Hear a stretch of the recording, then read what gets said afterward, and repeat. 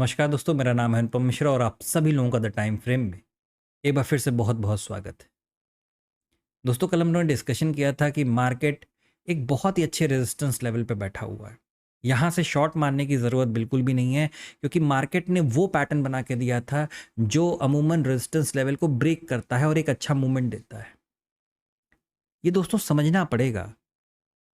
ऐसा आपने कई बार सुना होगा कि रेजिस्टेंस से हम शॉर्ट कर सकते हैं, सपोर्ट से हम बाई कर सकते हैं, लेकिन ऐसा नहीं है कि रेजिस्टेंस से हम बाई नहीं कर सकते हैं। हमें पैटर्न वो चीज़ बताएगा कि हमें वहाँ उस रेजिस्टेंस लेवल पे एक्चुअली में करना क्या है। आज रेजिस्टेंस ब्रेक हुआ एक कप एंड हैंडल पैटर्न के साथ 15 मिनट पे, वहाँ पे रेंज बनाया रेजिस्टेंस पे और उस रेंज को ब्रेक किया। बहुत अच्छा, बहुत शानदार मूव था, लोगों ने कैप्चर किया होगा।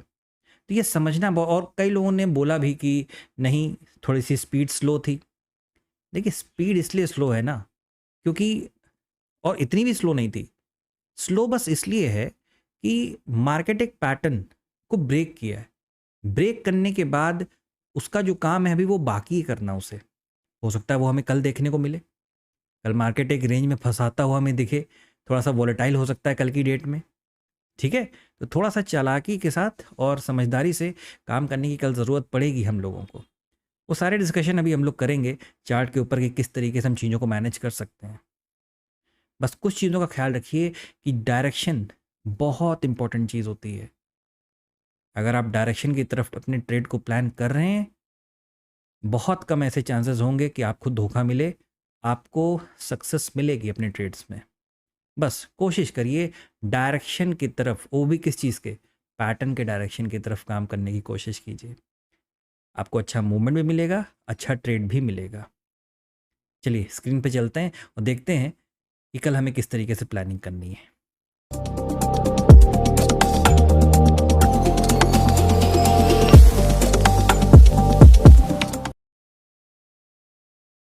दोस्तों, मेरे सामने इस समय ओपन है निफ्टी का 15 मिनट चार्ट।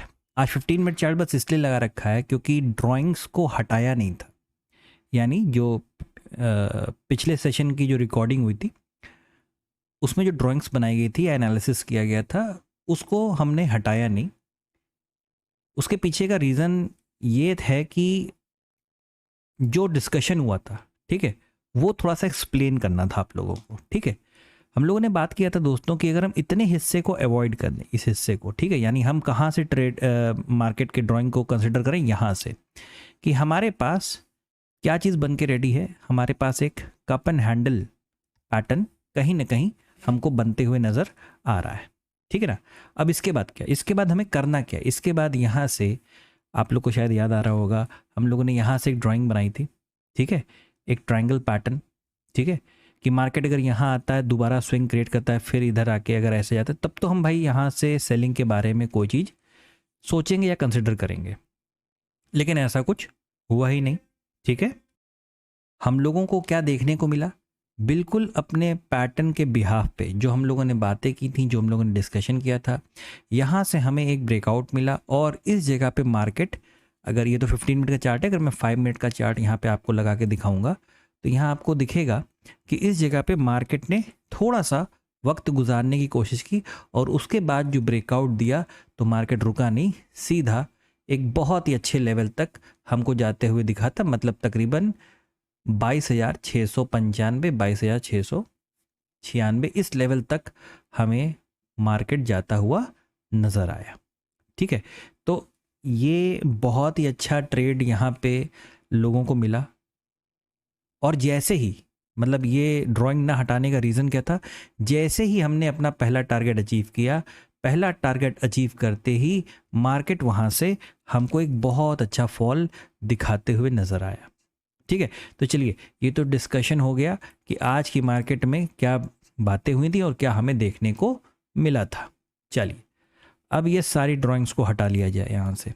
ठीक है, अब क्या, अब अगर हम देखें डेली चार्ट, इस समय मेरे सामने डेली चार्ट ओपन है। ठीक है, इस डेली चार्ट को अगर देखेंगे तो ये जो आपको रेजिस्टेंस नज़र आ रहा है, ठीक है, वो यहाँ पे मार्केट कहीं क्रॉस करता हुआ हमें नज़र आया है।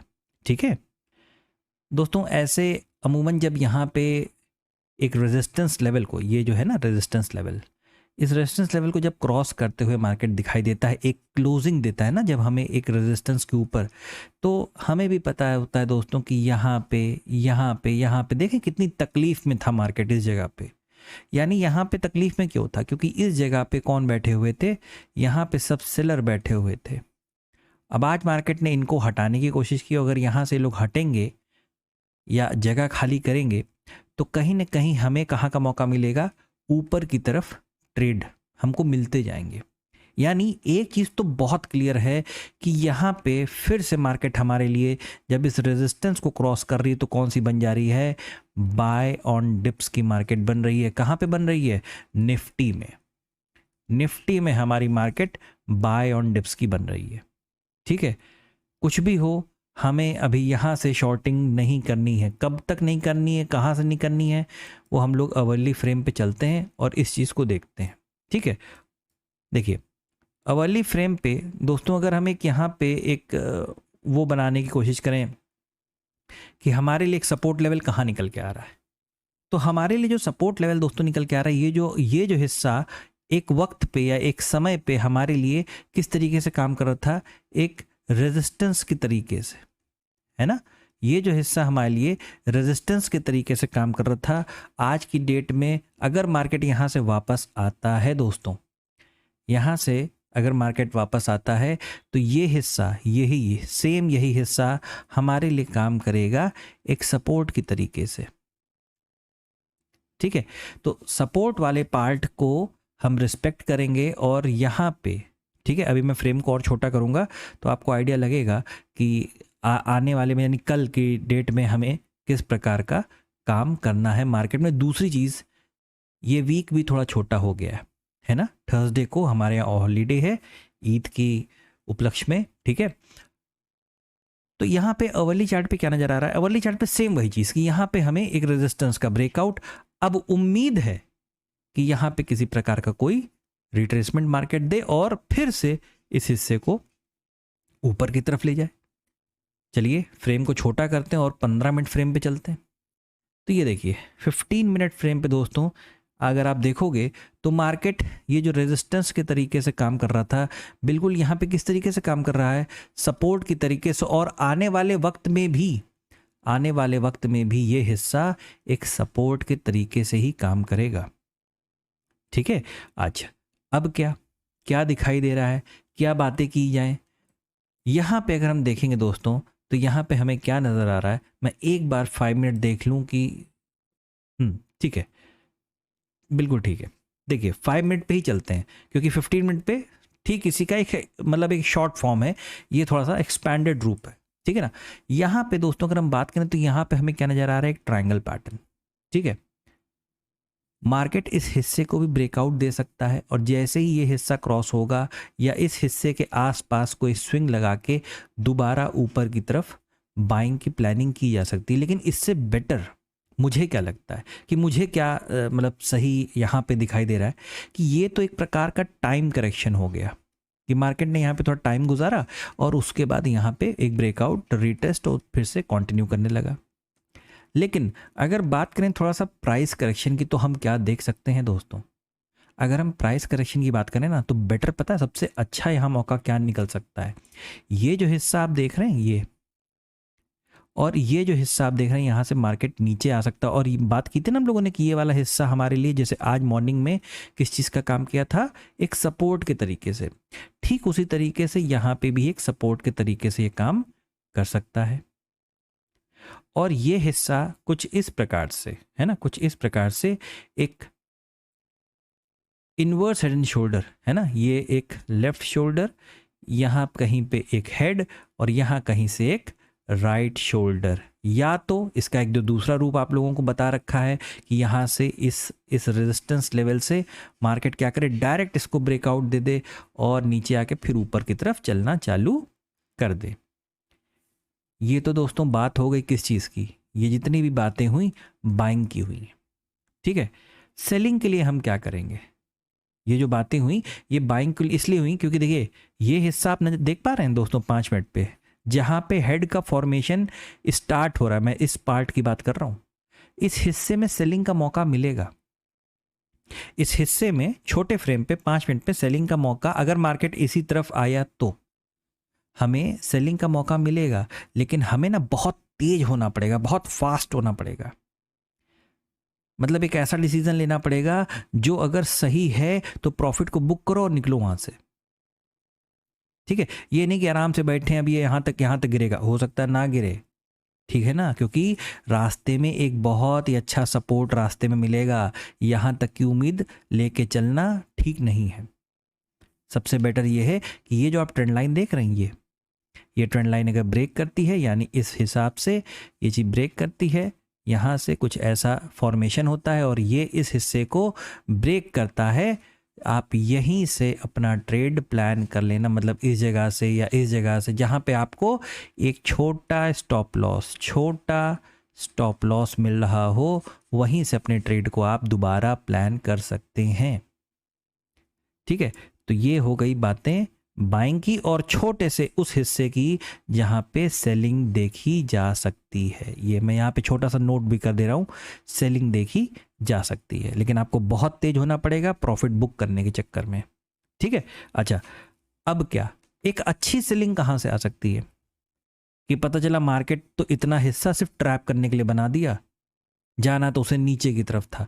तो अगर आप यहाँ देखोगे ना, तो ये देखो, एक तो पहली बात ये वाला फॉर्मेशन है ना कि इसके नीचे अगर मार्केट आता है तब तो हमें यहीं पे सपोर्ट मिल रहा है, लेकिन अगर यहाँ पे भी मार्केट टाइम बिता के, यानी या इस हिस्से में टाइम बिता के इसको ब्रेक कर देता है, तो फिर यहाँ पे सेलिंग देखने को दोबारा और मिल सकती है।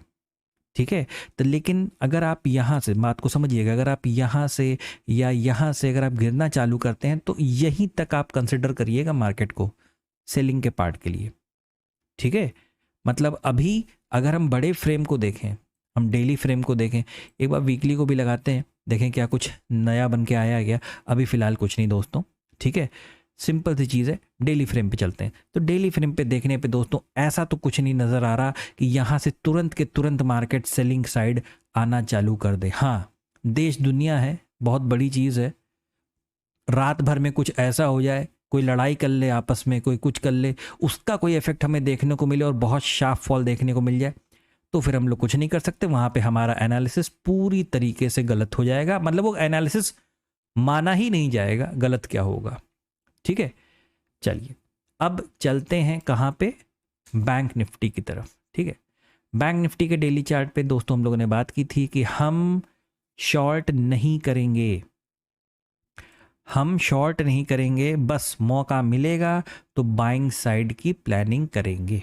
कब तक शॉर्ट नहीं करना है, तब तक शॉर्ट नहीं करना जब तक ये जो ट्रेंड लाइन आप जाते हुए देख रहे हैं दोस्तों, जब तक ये ट्रेंड लाइन ब्रेक नहीं कर जाती। ठीक है, ये ट्रेंड लाइन जब तक ब्रेक नहीं कर जाती तब तक हमें शॉर्ट का प्लान नहीं करना है। चलिए अब एक बार फ्रेम को छोटा करते हैं, क्योंकि डेली चार्ट पे हम लोगों को एक इनडिसीजन या डोजी कैंडल मिला है। ये कैंडल जब रेजिस्टेंस पे बनता है ना, तो मार्केट में हल्की सी फॉल आने के चांसेस होते हैं। अब आप थोड़ा ना चीज़ों को मैच करिएगा। ठीक है, एक काम करते हैं, चीज़ों को मैच करवाते हैं थोड़े छोटे फ्रेम पे। ठीक है, बस इतना जान के रखिएगा, मैं एक बार जूम कर दे रहा हूँ अच्छे से, ये देखिए। ठीक है, इतना हिस्सा हमारा खाली पड़ा हुआ है और हमारा जो प्राइस है दोस्तों, हमारा जो प्राइस है वो कहाँ जा चुका है, वो कहीं ना कहीं ट्रेंड लाइन से दूर जा चुका है, जैसे कहते हैं ना फार फ्रॉम ट्रेंड लाइन। ठीक है, तो वो ट्रेंड लाइन से कहीं ना कहीं दूर जा चुका है। अब 1 घंटे के फ्रेम पे चलते हैं, ये देखिए 1 घंटे के फ्रेम पे यहाँ पे क्या चीज़ दिखाई दे रही है, यहाँ दिखाई दे रहा है कि मार्केट यहाँ पे एक रेंज को प्लान कर रहा है, यहाँ पे मार्केट एक रेंज को प्लान कर रहा है।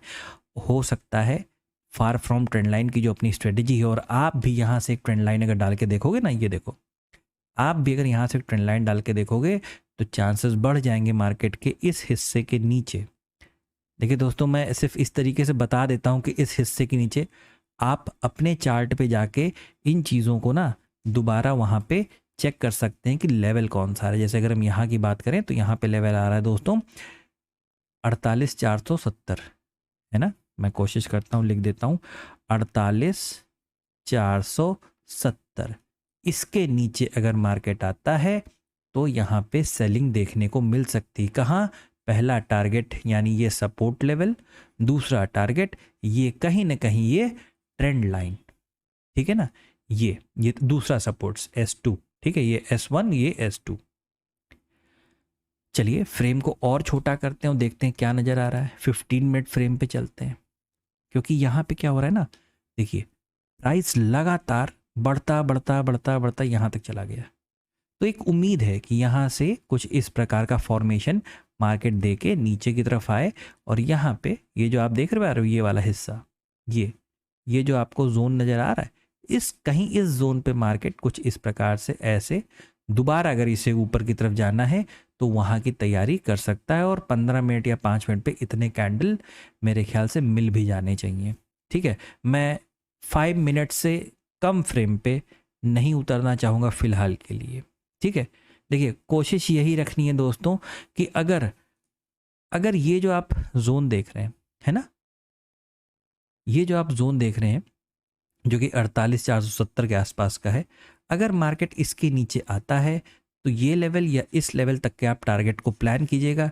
लेकिन मैं फिर बता दूं, थोड़ा सा स्कैल्पिंग मोड पे ही रहिएगा, थोड़ा सा ना स्कैल्पिंग मोड पे रहिएगा।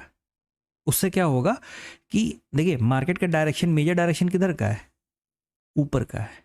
अब आप अगर देखेंगे दोस्तों, जरा मार्केट के, देखिए मार्केट यहाँ पे वापस आ रहा है ना, देखिए मार्केट यहाँ पे वापस आ रहा है, देखिए मार्केट इस हिस्से में वापस आ रहा है ना। तो जब बहुत ऊंचाई से गिर रहा है तो स्पीड पकड़ रहा है, वरना जब नॉर्मल तरीके से, देखिए अगर अचानक से यहाँ से एक क्या काम करे मार्केट, यहाँ पे गैप अप ओपनिंग दे, और तब जब गिरेगा ना मार्केट तो स्पीड में गिरेगा, तब तो वो चीज़ होगा। लेकिन अगर मार्केट नॉर्मल फ्लैट आराम से खुलता है उसके बाद यहाँ गिरना चालू करता है ना, तो स्पीड बहुत कम होती है, स्पीड बहुत कम होती है।